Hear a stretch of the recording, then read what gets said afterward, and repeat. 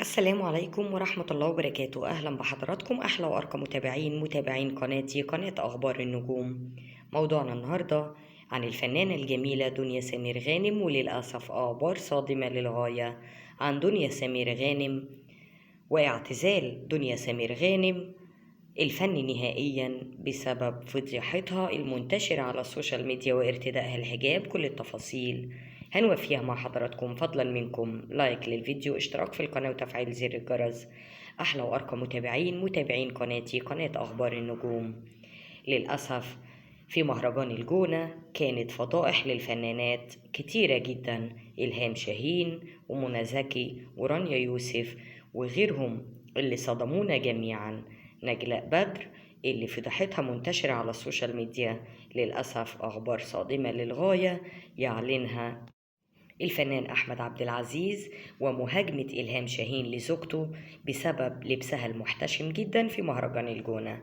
ولكن صدمتنا دنيا سمير غانم بعد إطلالتها في مهرجان الجونة إطلالة مميزة جدا، والكل فعلا كان مبسوط جدا وفرحان بسبب إطلالة إيمي ودنيا سمير غانم، وكمان حسن الرداد في المهرجان، وإطلالة محتشمة جدا. والكل كان حابب يطمن على دنيا وعلى إيمي بسبب الأخبار اللي انتشرت على السوشيال ميديا من تدهور الحالة الصحية لإيمي ودنيا ونقلهم للمستشفى وحالتهم متدهورة جدا.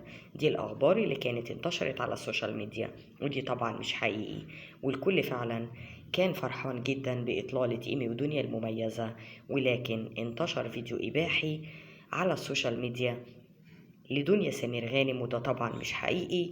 وانتشر انها اعتزلت الفن نهائيا، وانها ارتدت الحجاب، وانها مش هتظهر مرة تانية على التلفزيون، وحتى اعتزلت السوشيال ميديا.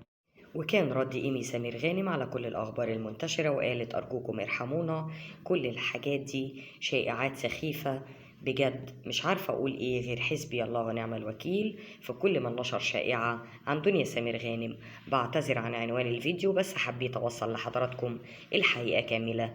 دنيا سمير غانم ما اعتزلتش الفن وما ارتدتش الحجاب، ولحد دلوقتي الفيديو اللي انتشر على السوشيال ميديا محدش أكد إن هو لدنيا سمير غانم.